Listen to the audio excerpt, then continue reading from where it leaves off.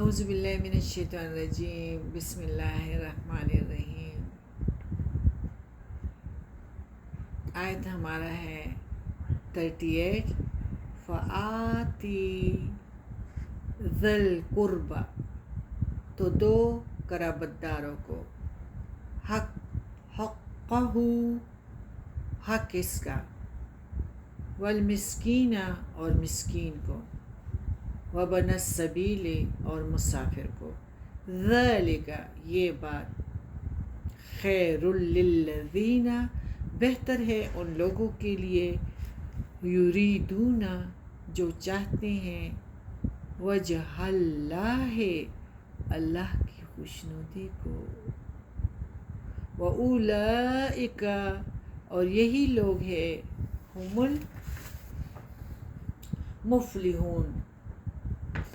ہم المفلحون، اور یہی لوگ ہیں کامیابی پانے والے، فلاح پانے والے۔ اللہ تعالیٰ نے مسلمانوں کو جو حکم دیا کہ مال اور دولت تو دوسروں کو دو اور اس کا حق ادا کرو، دوسروں کا حق ادا کرو۔ اللہ تعالیٰ نے یہ نہیں فرمایا ہے کہ قرابتداروں کو، محتاجوں کو اور مسافر کو بطور صدقات اور خیرات کچھ دے دیا کرو، بلکہ یوں فرمایا ہے کہ ان کا حق انہیں ادا کرو، یعنی ایک قسم کا حق کا ہے۔ اس لفظ کو اللہ نے قرآن کریم میں مختلف مقامات پر دہرایا ہے، جس کا واضح مطلب یہ ہے کہ تمہارے مال میں ان قرابتداروں اور محتاجوں کا رزق بھی آ گیا ہے، لہٰذا ان کا حق انہیں ادا کر دو، اور اس کی ادائیگی میں تمہارا ان پر کچھ احسان نہیں ہوگا، بلکہ تمہارے سر سے تمہارا اپنا بوجھ اتر جائے گا۔ یعنی یہ جو چیزیں ہم دیتے ہیں یہ اللہ تعالیٰ کے ساتھ تجارت ہے، اور بلکہ اللہ تعالیٰ تمہارے سر سے تمہارا اپنا بوجھ اتر جائے گا، یعنی ہلکے پھلکے قبر میں آؤ گے، دوسروں کے لیے فائدہ مند بنو۔ آج ایسے آٹومیٹکلی آج ہی کسی کا فون آیا تھا، تو وہ کافی مطلب جو ہے کافی مال والے ہیں، ان کو اللہ تعالیٰ نے دیا ہے،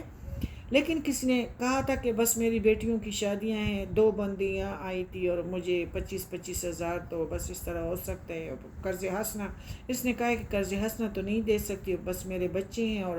بچے اس چیز پہ ناراض ہوتے ہیں، لیکن قرض لو۔ ان لوگوں نے بیچاروں نے کہا ہوگا کہ چلو قرض دے دیں، اب ان کے پاس وہ پیسے نہیں بنتے، تو ان کو کہتے ہیں مالدار،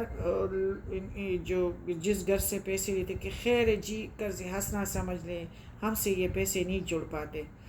تو الٹا ان لوگوں نے مجھے فون کیا کہ یہ قرض حسنہ میری بچے میرے سے لڑتے ہیں، تو میں نے آٹومیٹکلی ان کو کہا کہ اس میں بچوں کی لڑنے کی کون سی بات ہے، وہ تمہارے ساتھ قبر میں جائیں گے، جب اللہ تعالیٰ کی خوشی اس میں ہے کہ مالدار لوگ غریبوں کو دے، محتاجوں کو دے، قرابتداروں کو بھی دے، محتاجوں کو بھی دے۔ اللہ تعالیٰ خود قرآن پاک میں حکم دیتے ہیں، تو میں نے ان کا فون ہی بند کیا کہ اللہ تعالیٰ فرماتے تمہارا ان پہ کچھ احسان نہیں ہے، اس آیات میں فرماتے، بلکہ تمہارے سر سے تمہارا اپنا بوجھ اتر جائے گا۔ تو یہی بات ہے کہ اللہ تعالیٰ نے ہمیں جو کچھ عطا کیا ہے اس میں سارے محتاج حقدار ہیں، خدا کرے وہ رشتہ دار ہو یا دور کے ہوں، سارے انسان آپس میں جو ہے بہن بھائی ہیں، اور سب رشتہ دار تو آپ کو پتہ ہے کہ حقدار بھی نہیں ہوتے، بلکہ وہ حقدار ہیں جو محتاج ہوں، گویا سب سے پہلے وہ محتاج حقدار ہے، جو رشتہ دار ہیں سفید پوش ہیں، اس کے بعد عام محتاجوں کی باری آئے گی، اور ہر بندے کو یہ پتہ ہے کہ یہ سفید پوش ہے، یہ مانگتا نہیں ہے، یعنی جس طرح یہ بازاروں میں سڑکوں میں چمٹتے ہیں نا، مانگتے ہیں زور سے، ان کو نہیں دینا چاہیے، سفید پوشوں کو دینا چاہیے جو کسی سے بیچارے مانگ بھی نہیں سکتے اور اپنی بھوک کو بھی چھپاتے ہیں، ایسوں کا حق ہے ہم پہ۔ اس آیات میں اولم یرو ان اللہ یبسط الرزق لمن یشاء، فآتی ذی القربى حقہ والمسکین، مسکین وہ جو سفید پوش ہوں، ٹھیک ہے، جو کسی سے مانگے نہ، یعنی بھوکے ہوں لیکن کسی سے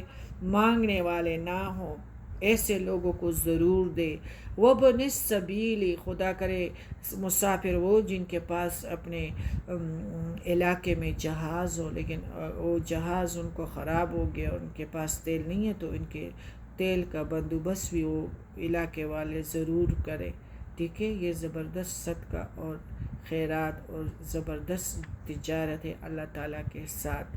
کہ ان کا حق بھی دو، مسافروں کے ساتھ امداد کرو۔ اگر اپنے علاقے کا بادشاہ بھی ہو، اس کے ساتھ کوئی کمی یا کوئی حادثہ آ گیا ہے تو اس کو دو۔ ٹھیک ہے، قرآن میں یہ ہے، اور ہر بندہ اس چیز کو جانتا ہے، اور یہی بندے حقدار ہے۔ اور اللہ تعالیٰ نے بھی ان کو رستے والوں کو، رستے میں اگر کوئی اس طرح محتاج ہو جائے تو وہ بھی حقدار ہے، خواہ وہ اپنے علاقے میں کتنے امیر کیوں نہ ہو۔ اب دیکھیے، جس معاشرے میں ہر انسان اس مذکورہ حقداروں کے حق ادا کرتے رہے، اس معاشرے میں کوئی شخص مفلس رہ سکتا ہے؟ یہی ہے کہ فلاح جو بندے اس آیات کے مطابق حقوق ادا نہیں کریں گے، وہ کبھی فلاح بھی نہیں پا سکیں گے۔ فلاح صرف وہ پا سکیں گے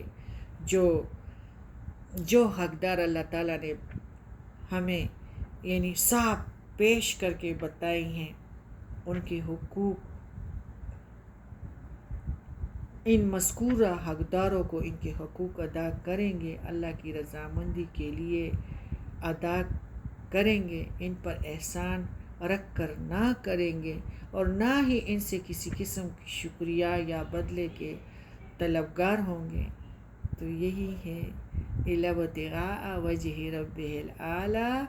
اللہ کے وَمَا لِأَحَدٍ عِندَهُ مِن نِعْمَةٍ تُجْزَىٰ إِلَّا ابْتِغَاءَ وَجْهِ رَبِّهِ الْأَعْلَىٰ۔ ان کا تم پہ کوئی احسان نہیں تھا، لیکن تم نے تو میری دیدار کی خاطر یہ سب کچھ کیا ہے۔ کتنی زبردست تجارت ہے، اور کتنی ہی ہم دور ہے اپنے رب کی سندیسے کے ترجمے سے۔ قرآن پاک اللہ تعالیٰ کا خط ہے، اور اس سندیسے کو پڑھنا چاہیے ترجمے کے ساتھ۔ اگر کوئی لیٹر ہم نے دیا ہے UK میں، اور اسے ہمیں سمجھ نہ آتی ہو، تو ہم کھانا بھی نہیں کھائیں گے، لیکن ہم اٹھیں گے تاکہ ہمیں ترجمہ، کیونکہ ہماری ادھر کام تھا۔ قرآن کے لیے اب ہم سب ہاتھوں پہ ہاتھ ڈال کے بیٹھے ہوئے ہیں، نہ غور و فکر کرتے ہیں اور نہ ترجمے کا کوئی غم ہے۔